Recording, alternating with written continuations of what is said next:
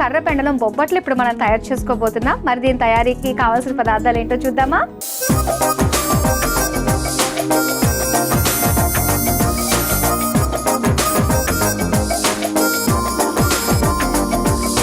కర్రపెండలం బొబ్బట్టు తయారీకి కావాల్సిన పదార్థాలు సిద్ధంగా ఉన్నాయి. అమ్మ, కర్రపెండలంతో బొబ్బట్టు చేయడానికి రెడీగా ఉన్నాయి. ఇంకా మనం స్టార్ట్ చేద్దామా? మరి డెఫినెట్ గానమ్మా. ముందుగా ఏం చేయాలి? తీసుకుని బౌల్లోని ఆ మైదా పిండి కాస్త వేసుకో తల్లి. ఓకే, బొబ్బట్టు కాబట్టి సో ఫస్ట్ మనము మైదా పిండి ముద్ద చేసేసుకుంటాం. అయితే సరే, మీరు డైరెక్షన్ ఇస్తూ ఉండండి, నేను చేస్తూ ఉంటాను. తప్పనిసరిగా తల్లి. ఓకే, వాటర్ తీసుకోమ్మా.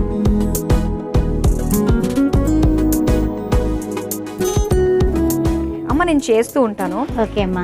మీలాంటి ఆధ్యాత్మికవేత్తని అలాగా కేవలం వంట డైరెక్షన్కే కాకుండా మాకు అమ్మవారికి సంబంధించి ఎన్నో డౌట్స్ ఉన్నాయి కాబట్టి అవన్నీ కూడా మీరు మాకు క్లారిఫై చేయాలమ్మా. అయితే మనకి ఇన్ని మాసాలు ఉన్నాయి కదా, ఇన్ని మాసంలో అమ్మవారికి ఈ శ్రావణ మాసం కేటాయించి అమ్మవారికి అంటే మనకు అన్ని రకాలుగా కూడా అమ్మవారి నుంచి బ్లెస్సింగ్స్ తీసుకోవడానికి అనువైన మాసంగా శ్రావణ మాసాన్ని ఎందుకు ఎంచుకున్నాం మనం? చాలా మంచి ప్రశ్న వేశారు. శ్రావణ మాసం శ్రవణ నక్షత్రం రోజు పౌర్ణమి వస్తుంది కాబట్టి శ్రావణ మాసం అన్నారు. జ్యోతిష శాస్త్ర ప్రకారం కూడా ఈ శ్రావణ మాసానికి చాలా విశిష్టత ఉంది. శ్రావణ మంగళ గౌరి నోములు, శ్రావణ మాస వరలక్ష్మి వ్రతాలు, అదే కాకుండా ప్రతి శుక్రవారం, ప్రతి గురువారం, ఇంకా చెప్పాలంటే ప్రతిరోజు కూడా శ్రావణ మాసంలో శ్రావణ శనివారాలు అన్నీ కూడా ముఖ్యమైనటువంటి శ్రావణ శనివారాలు కూడా, ఎందుకు వెంకటేశ్వర స్వామి శ్రవణ నక్షత్రం కదా. ఓకే, అందువల్ల ఏమిటంటే కనుక ఈ శ్రావణ మాస విశిష్టత చెప్పాలంటే కనుక 1, 2 అని కాదు, ఏ తిథైనా సరే ఈ యొక్క మాసంలో అన్ని శుభప్రదమే. ఓకే, అందుకే వివాహాలు అవుతాయి, గృహారంభ, గృహప్రవేశ అన్ని రకాలుగా అవ్వడం.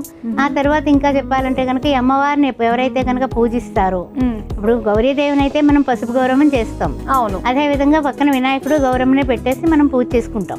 ఏది సౌభాగ్యం కోసం. ఓకే, లక్ష్మీం క్షీర సముద్ర రాజతనయాం శ్రీరంగ ధామేశ్వరీం దాసీభూత సమస్త దేవవనితాం లోకైక దీపాంకురాం శ్రీమన్మంద కటాక్షలబ్ధ విభౌ బ్రహ్మేంద్ర గంగాధరం త్వాం కుటుంబినిం సరసిజాం వందే ముకుంద ప్రియం శుద్ధలక్ష్మి మోక్షలక్ష్మి జయలక్ష్మి సరస్వతి సుప్రసన్న మమ భవ అని. ఏమిటంటే కనుక ఈ యొక్క సుప్రసన్న అంటే అందరికీ కూడా లక్ష్మీ కటాక్షం కావాలి. ధనమూల మిథన్ జగత్, అందువల్ల ధనలక్ష్మి కటాక్షం కావాలి కదా. ధనలక్ష్మి కటాక్షం కావాలంటే శ్రావణ మాసంలో ప్రతి స్త్రీమూర్తి కూడా కొద్దిగానో గొప్పగానో ఎంతో కొంత పిసరంత బంగారం కొనుక్కోవడం, రూపు కొనుక్కోవడం, ఆ రూపుని అమ్మవారి దగ్గర పెట్టుకొని పూజ చేసుకోవడం అనేది మన లోకాచారంగా ఒక సాంప్రదాయంగా వస్తూ వచ్చింది. ఓకే, అయితే ఈ శ్రావణ మాసంలో మనం వరలక్ష్మి వ్రతానికి ఏదైనా సరే చిన్న పిసరంత బంగారం కొనుక్కోవడం కానీ రూపు కొనుక్కుంటాం. ఆ రూపు కొనుక్కొని అమ్మవారిని పూజ చేసుకుని ఆ రూపుని మంగళసూత్రాల్లో వేసుకుంటూ ఉంటాం. ఒక 5, 6 అయిన తర్వాత ఏదైనా వస్తువు కొనుక్కున్నప్పుడు ఎంతో శుభప్రదంగా ఈ బంగారం అంతా కూడా వరలక్ష్మీదేవి ఇచ్చింది అనుకొని ఆనందపడుతూ ఉంటాం. సహజంగా స్త్రీలందరూ, మహిళలందరూ. అయితే ఏంటంటే కనుక ఈ బంగారమే కాకుండా వెండి కూడా అమ్మవారికి ఇష్టమే కాబట్టి చంద్రమా మనస్సు జాత అంటూ ఉంటారు. అంటే మనకారకుడు చంద్రుడైతే చంద్రుడి సహోదరి శ్రీ మహాలక్ష్మీదేవి. ఓకే, ఆమె సముద్రుడి యొక్క కూతురు. అందువల్ల ఈ యొక్క అమ్మవారు సముద్రంలో నుంచి ఉద్భవించింది కాబట్టి అమ్మవారికి ఇష్టమైనటువంటి ప్రియమైనటువంటి కళ్ళుప్పు కూడా పూజలో పెడుతూ ఉంటారు. ఒక బౌల్లో వేసి పెడతారు కళ్ళుప్పు కూడా. అంటే ఏంటంటే ఇంట్లో ఉన్నటువంటి ఏమైనా నెగిటివ్నెస్ ఉంటే ఈ పూజ ద్వారా ఆ యొక్క కళ్ళుప్పు పెట్టడం ద్వారా అమ్మవారు అవన్నీ లాగేసుకుని మనకి శుభప్రదం చేస్తుంది సుమా అని కళ్ళుప్పుని వాడతారు. ఓకే, ఈ విషయం అయితే కొత్తగా తెలుసుకున్నాను. కళ్ళుప్పు అందుకు పెడతారు అనమాట. డెఫినెట్ గా. సరేనమ్మా, ఇది వంట విషయానికి వచ్చేసరికి మైదా పిండి ముద్ద కలిపేశారు నేను. ఇప్పుడు ఏం చేయొచ్చు మనము? ఇప్పుడు ఏం చేయాలంటే బాండీ పెట్టుకొని చక్కగాని దానిలోని ఆ బెల్లం ఉంది కదా, ఆ తర్వాత కర్రపెండలం ఉంది, నెయ్యి ఉంది మనకి, అదే కాకుండా ఖర్జూరాలు. అవును, ఫస్ట్ కర్రపెండలం వేయించేసుకుందాం. కర్రపెండలం కొంచెం నెయ్యి వేసి వేయించేసుకుందాం. ఓకే, దోరగా వేయించుకుంటే చాలా బాగుంటుంది. కానీ మనం ఏ వంట చేసినా కూడా మంచి మనసుతో చేసే తిన్న వాళ్ళందరికీ కూడా ఆ రోజు మంచిగా ఉంటుంది అంటారు కదమ్మా.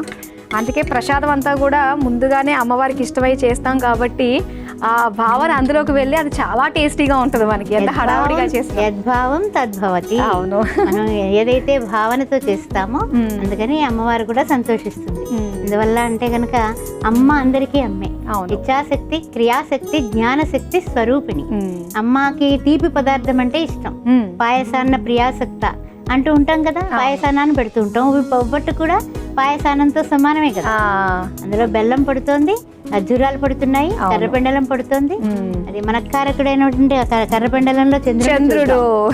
ఓకే, ఆ బెల్లంలో చూస్తే గురువు గారిని చూద్దాం. అవునవును, ఎల్లో కలర్. అవును, ఖర్జూరాల్లో కూడా అంతే.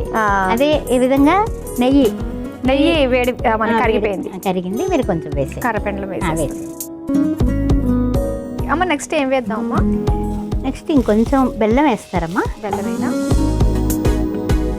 మనకి ఖర్జూరం ఉంది కాబట్టి కొంచెం తీపి కోసం అన్నట్టుగా కొద్దిగా వేద్దాం మనం. అలాగేనమ్మా, మంచిది.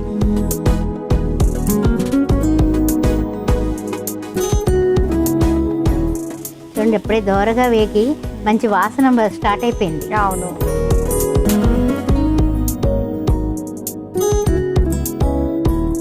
ఇప్పుడు నెక్స్ట్ ఏం వేద్దామంటారు? ఖర్జూరాలు వేస్తారా? వేసేద్దాం. ఇది వేసేయండి, పర్వాలేదు. మరి మౌల్డ్ అవ్వాలి కదా.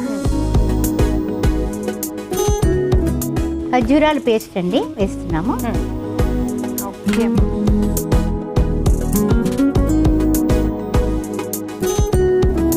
ఇది అవుతూ ఉంటుంది ఈ లోపు. ఇది కూడా ఒక్కసారి మీరు ఒక్కసారి కలపండి. ఒక్కసారి కలిపితే దగ్గరికి వస్తుంది.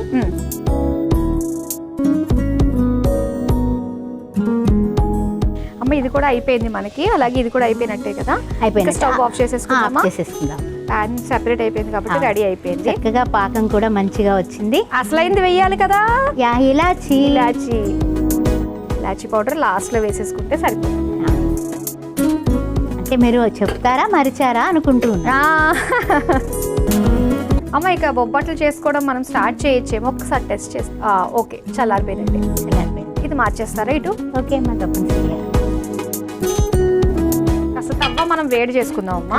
ఈ లోపల సిమ్ లో పెట్టుకుని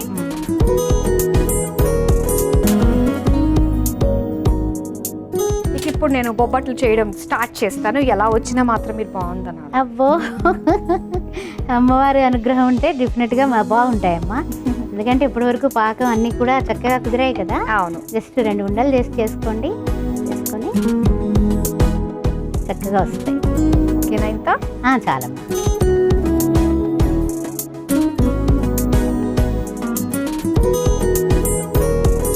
ఆ సైజులో చేశాను, పర్వాలేదు.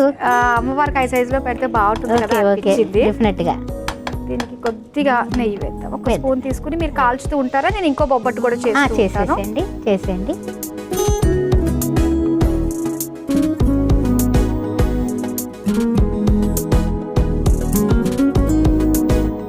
రెడీ అయిపోయినట్టే కదా మనకి. అయిపోయినట్టేనమ్మా, చక్కగా అయిపోయింది. చూడండి ఎంత మంచి కలర్ వచ్చింది. చక్కగా అయిపోయింది. తీసేసేయండి. ఓకే, చూసారు కదా, కర్రపెండలం బొబ్బట్లు రెడీ అయిపోయాయి. మరి వీటి తయారీకి కావాల్సిన పదార్థాలు, తయారు చేసే విధానం మరోసారి చూద్దాం. కర్రపెండలం బొబ్బట్లు తయారు చేసుకోవడానికి కావలసిన పదార్థాలు: మైదా పిండి, కర్రపెండలం తురుము, బెల్లం తురుము, ఖర్జూరం పేస్ట్, యాలకుల పొడి, నెయ్యి. కర్రపెండలం బొబ్బట్లు తయారు చేసుకునే విధానం: ముందుగా మిక్సింగ్ బౌల్లో మైదా పిండి, నీళ్లు పోసి ముద్దలాగా కలుపుకొని పక్కన పెట్టుకోవాలి. ఇప్పుడు స్టవ్ ఆన్ చేసి ప్యాన్ లో నెయ్యి వేసి కరిగాక అందులో కర్రపెండలం తురుము దోరగా వేయించుకోవాలి. తర్వాత అందులో బెల్లం వేసి కరిగించుకోవాలి. తర్వాత ఖర్జూరం పేస్ట్, యాలకుల పొడి వేసి కొద్దిసేపు మగ్గించుకుని చల్లార్చుకోవాలి. ఇప్పుడు కలిపి పెట్టుకున్న మైదా ముద్దని చిన్న ఉండలాగా తీసుకుని చేత్తో పూరీలా ఒత్తుకుని చల్లార్చుకున్న కర్రపెండలం మిశ్రమాన్ని చిన్న ఉండలా తీసుకుని మధ్యలో స్టఫ్ చేసి పీటపై వేసి బొబ్బట్లులా చేత్తో ఒత్తుకోవాలి. ఇప్పుడు స్టవ్ ఆన్ చేసి తవ్వ వేడి చేసుకుని ఒత్తుకున్న బొబ్బట్లు వేసి నేతితో 2 వైపులా కాల్చి సర్వింగ్ ప్లేట్లోకి తీసుకుని సర్వ్ చేసుకుంటే కర్రపెండలం బొబ్బట్లు రెడీ.